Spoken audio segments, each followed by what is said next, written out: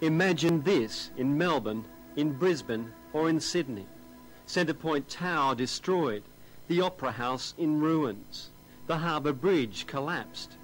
Imagine the trauma, the suffering of the families with loved ones buried. This is the reality of New York, Ground Zero and the surrounds, not just home to the world's financial centre, but also around 50,000 people.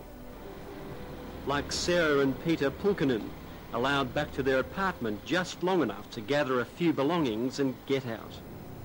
Like many here, Peter works in the stock market, his office just meters away from the World Trade Center when the first plane hit. It was almost like if you were opening a can of tennis balls and the pressure on the other side blew, people, chairs and tables and what have you out the side of the building. And then you saw just a ring of fire, and I worked literally 60 feet away just on the other side. At the same time, wife Sarah was at home, a few blocks away. She immediately ran towards the disaster site, though she wishes she hadn't. And I watched as people fell to their deaths, and it was the most horrific thing I've ever seen. And also was there when the second plane hit. There was a stampede to go north, and a real fear for your life obviously hit then. We were able to get out, which is, we're very lucky. We consider ourselves very lucky versus, colleagues and people we know that weren't so lucky. You know some people that are missing? Yeah. It must be extremely difficult. Everybody around here does. In one sense, things will never be the same with the memories and the things that we both saw that day.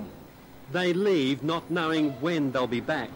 Doubtful life will ever return to normal.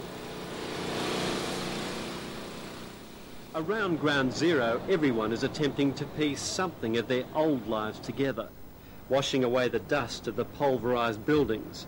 But there's no sweeping away the horrific memories. At the local wine store, friends have rallied to help owner Michael Platt. Many of his customers are buried in the rubble just a few blocks away. The economic ramifications of this are going to be far-reaching. My business in particular, being a block south of Wall Street, survives on the Christmas holidays. And what kind of holiday season am I going to have? A lot of my customers are gone. A lot of people I knew and worked with are gone. And it's hard.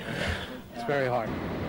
Outside, temporary power cables snake through the streets. Underground tunnels are flooded. With thousands of troops and police on guard, there's no semblance of the city of just a week ago. Most residents are simply packing bags and getting out as fast as they can. It's horrible. It's horrible. You don't feel safe going anywhere. So I'm just glad we want to get out of this area now. So you feel unsafe here now? Yeah. Just how insecure I was about to discover.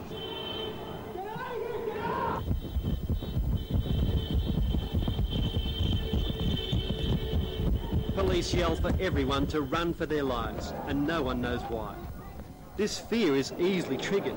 Horrific images far too fresh in everyone's mind. Well, look, we've just been told to clear out of this area. We're not sure why, but such is the level of fear and panic that as soon as that order was given, everyone just hightailed it out of here.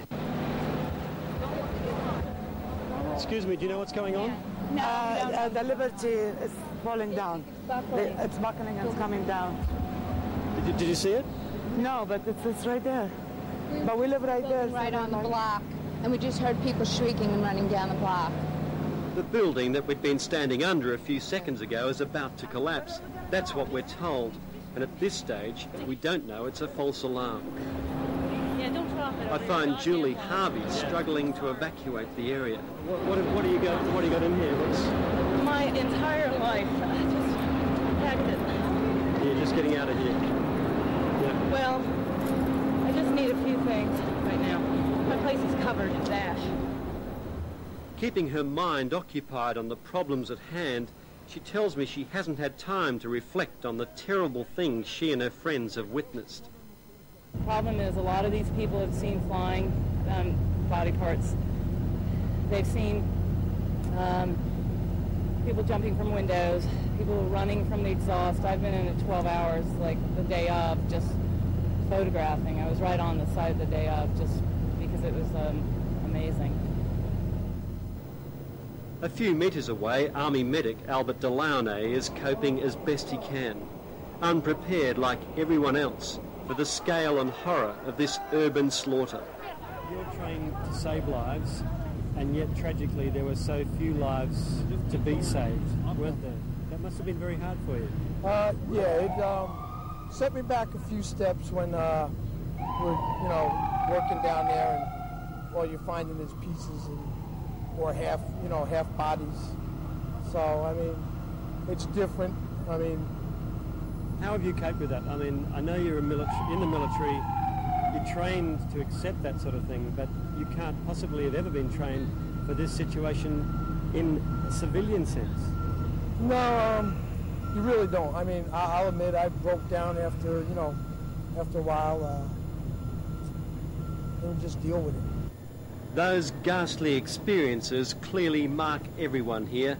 Relating to those outside the cordon isn't easy. The financial realities of this calamity have yet to be tested, but today may be the day. It's hard to believe that this is the world's financial centre, the New York Stock Exchange, due to open in just a few hours. But many are predicting the reverberations from the collapsed building are yet to hit the financial market. And when they do, what's happened here becomes a global financial problem.